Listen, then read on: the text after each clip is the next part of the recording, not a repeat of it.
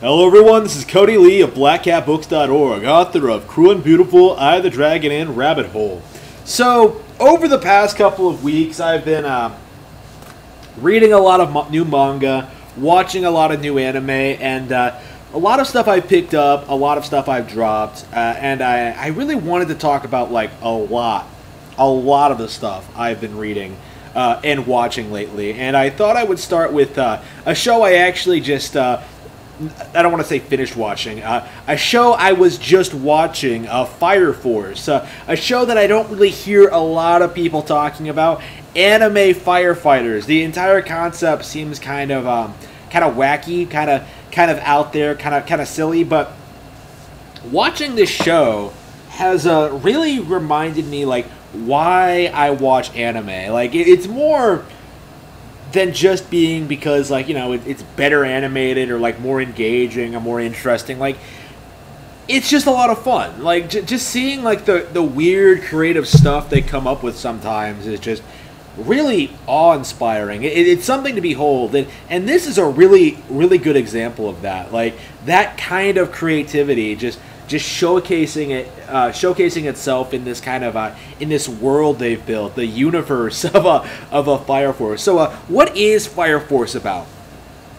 In a world where humans can spontaneously combust into like fiery monsters, only the Fire Force, an elite group of firefighters who can fight these monsters.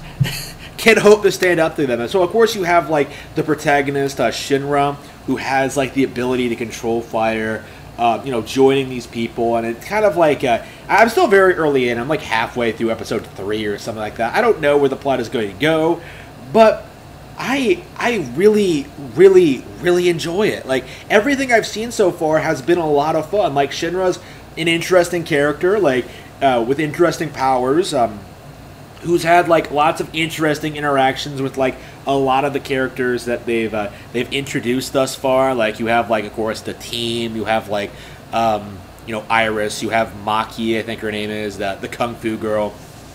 You have like Arthur, this guy who wants who's LARPing as if he's like King Arthur. Like he legit calls himself like King Knight and can't stop making like puns based on like medieval Arthurian fantasy. Oh, we're gonna raid this castle. I'm gonna hit you with Excalibur. It's just really, really ridiculous nonsense like that. The show kind of has a weird sense of humor. Like it almost comes off as cringeworthy, almost. But like there's something about it that comes off as like legit charming and like legit down to earth and relatable. Just seeing like the goofy moments these people come into, it comes off as like really natural and organic. Like the girl Maki, who sort of like has this habit of like creating flames and sort of like making them to be have this cutesy kind of sputters, I think she calls them. They don't really go into what the fuck these things are, but like she artificially creates these fire creatures. But she's not supposed to do that because she's a firefighter. So of course, or I'm sorry, part of the Fire Force, or however they describe these people. So of course, like the lieutenant sees this, immediately puts it out and scolds her for it, and she cries. It's hilarious. Like it's goofy, but it works it really well. It feels a lot more down to earth, I think, and relatable than a lot of other shows like it. And the show that I compare this most to, actually in the first episode, I kind of felt this show was almost a ripoff of My Hero Academia, because it's like you have this protagonist who's like always smiling with like superpowers in this world where like suddenly humans have this supernatural phenomena.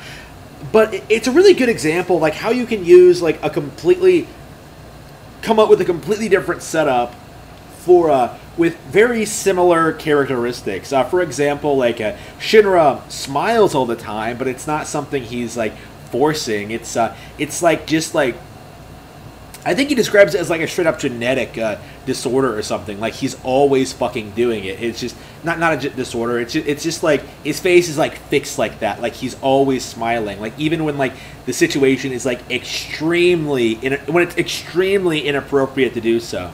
Right, you know, he's grinning like a madman when like his parents are dead.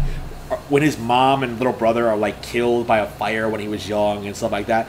Kind of an interesting take on it, I think.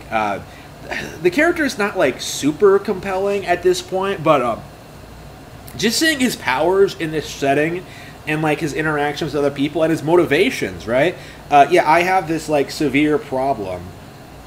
And so I really need to make it up to the people around me by being a good person, you know, in spite of like what people may think about it. It's kind of a simple motivation, but it really works. Like I think this is a good this show is a really good example of how like a supposedly limited concept can do a whole lot more than something that's like a lot more widespread. For example, like My Hero Academia has like an entire world of like heroes with like all these different powers and abilities, all of them like interacting with each other and like the hero system in the hero society and stuff like that. This show, at least so far, is mostly focused on like the firefighters and their like dealings with like the spontaneous human combustions and like all the situations that can arise from that and stuff like that.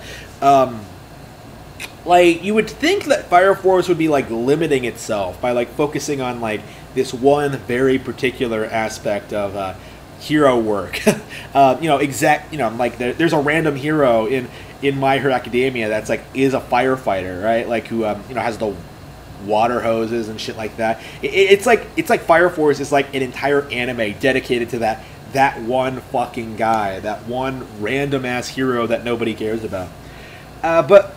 But because, like, it's so unique, because it's, like, so esoteric, I would almost call it, like, it comes off as just really, really compelling. Like, seeing how, like, they go about this. Like, you know, certain characters have, like, powers over fire. Like, the protagonist has this.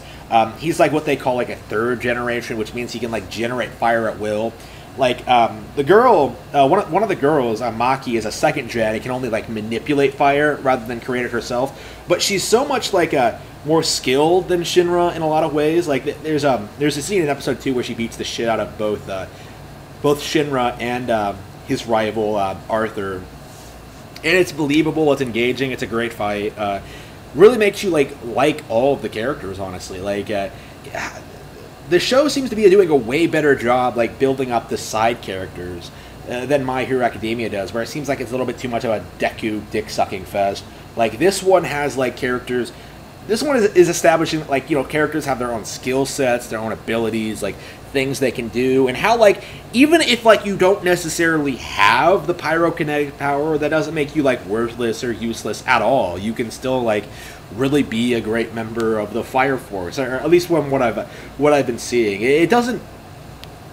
it seems a lot more grounded than My Hero Academia, right, in that respect, and I think it really, really does a lot for the show's benefit. I think I feel a lot more invested in what's going on already than I did at this point in My Hero Academia. We'll have to see just how the story continues. Again, I'm only like 3 episodes in. I probably should have like watched some more episodes before making this video, but like as of right now, I think my view is very, very, very positive. I am very excited about watching more of Fire Force.